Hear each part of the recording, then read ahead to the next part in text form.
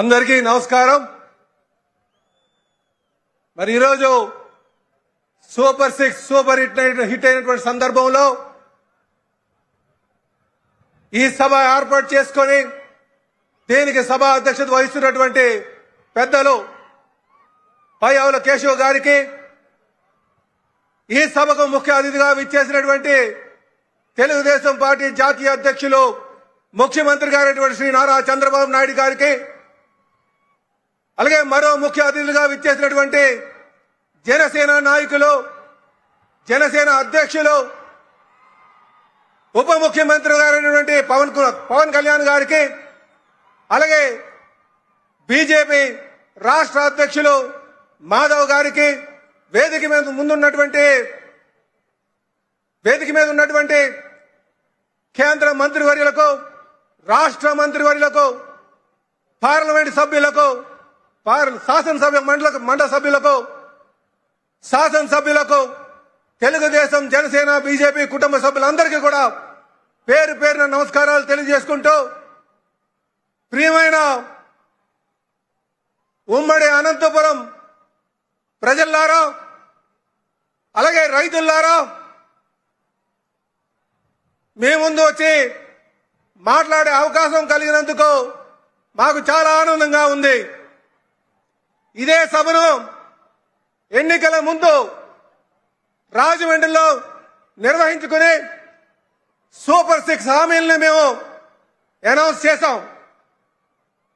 ఈరోజు అనంతపురంలో ఆ హామీలన్నీ కూడా సుమారు 90% హామీలు నెరవేర్చుకొని ఇక్కడ ఈ సభ పెట్టడం జరిగిందని చెప్పి తెలియజేస్తున్నాం। ఇది సూపర్ 6 సూపర్ హిట్ అయిందని సందర్భంలో పెట్టినటువంటి మీటింగ్। ఈరోజు అనంతపురం రైతుల యొక్క స్థితిగతులను చూసుకుంటే సూపర్ హామీ పథకం కింద ఈ రైతులందరూ కూడా అభివృద్ధి చెంది అనంతపురం ఒక రూపురేఖలు మార్చడం జరిగిందని ఈ సందర్భంగా తెలియజేస్తున్నాం। అలాగే గతంలో కూడా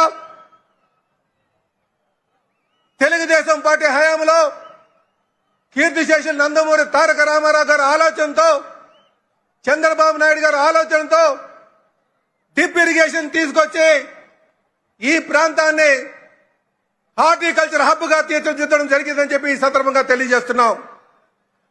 అలాగే చంద్రబాబు గారి నాయకత్వంలో కియా మోటార్స్ తీసుకొచ్చి ఈ ప్రాంతాన్ని ఆటోమొబైల్ హబ్ గా తీర్చిదిద్దడం జరిగిందని చెప్పి ఈ సందర్భంగా తెలియజేస్తున్నాం। ఈరోజు ఈ కూటమి ప్రభుత్వంలో ఏరోస్పేస్ ఇండస్ట్రీ తీసుకొచ్చి భవిష్యత్తులో ఏరోస్పేస్ హబ్ గా తీర్చిదిద్దబోతున్నామని చెప్పి ఈ సందర్భంగా తెలియజేస్తున్నాం। అలాగే సోదరులారా, గత ప్రభుత్వం కేవలం సంక్షేమం అంటే చాలు అనుకుని వాళ్ళు గడిపారు।